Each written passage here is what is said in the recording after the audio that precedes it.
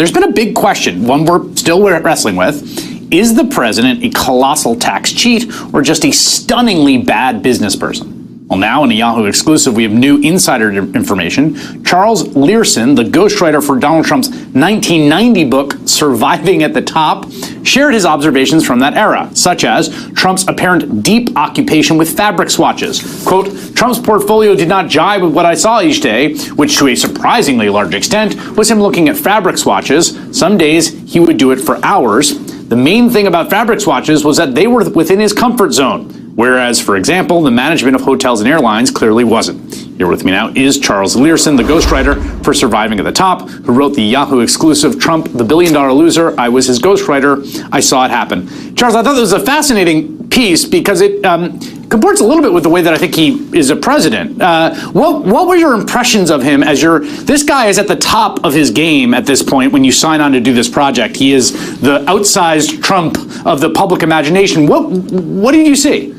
Well, you're right. I came into it.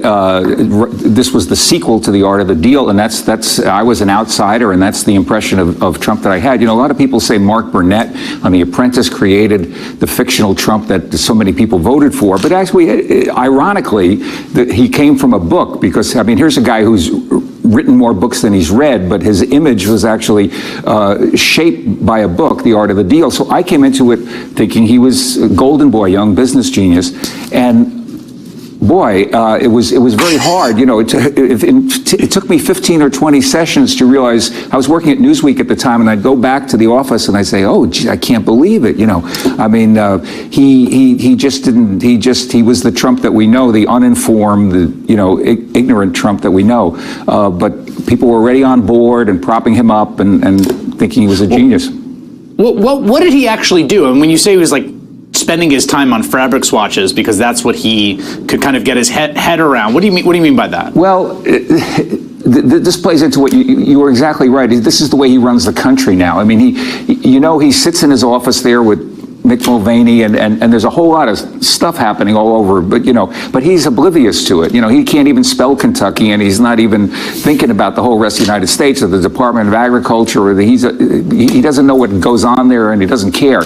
It's the same thing with these businesses that he acquired, the Plaza Hotel and the Trump Shuttle. He would buy them, and then there'd be a lot of hoopla. He was interested to that point, and then he had no interest in running them on a day-to-day basis and no knowledge of how to do it. So he focused on the fabric swatches. I think, for one thing, it played into his germophobia. You know, he was always replacing the carpets and the drapes and he was always talking about deep cleaning the airline seats. You know, and so that's what his life became. He would say, what do you think of this piece of velour here? You know, and I'd feel it, and we'd talk about it. And at the center of all this chaos was this man feeling fabric.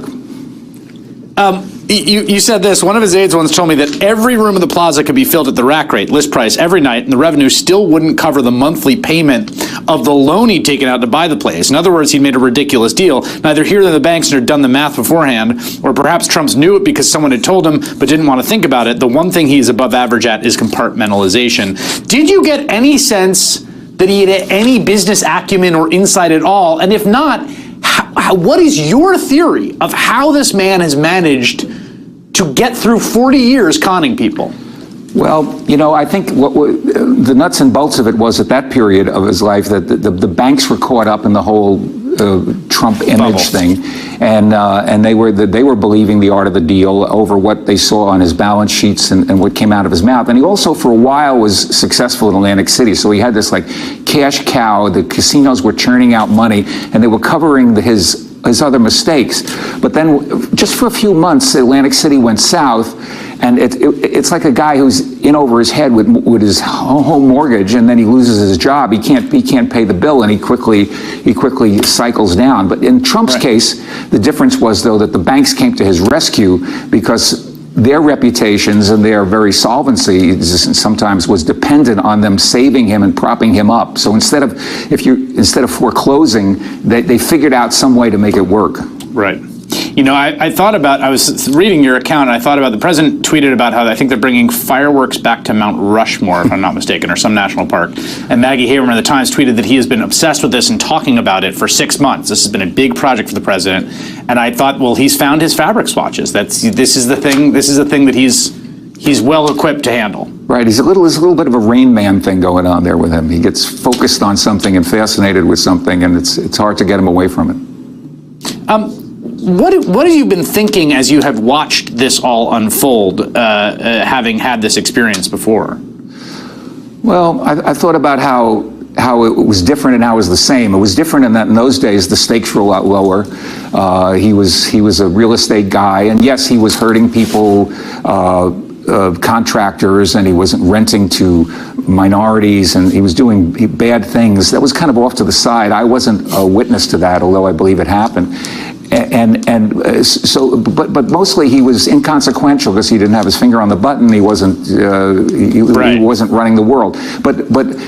But now, the Trump I see there, in the White House and the Oval Office, from what I can see, is exactly the same guy. He just shows up every day and tries to kill the time until, in a way that's pleasant for him until he, his next TV show comes on or something like that. So now it's watching television and hanging around. And then every once in a while he would rant. He would rant when he got somebody would come in and tell him the Plaza Hotel lost, $250,000 last week, and he'd get excited about that for a few minutes, and then, for him, the difference was it didn't matter. He was able to compartmentalize until that became public, until his failures became public. Then he felt really bad about it. All right, Charles Leerhsen, thank you for joining me. Sure.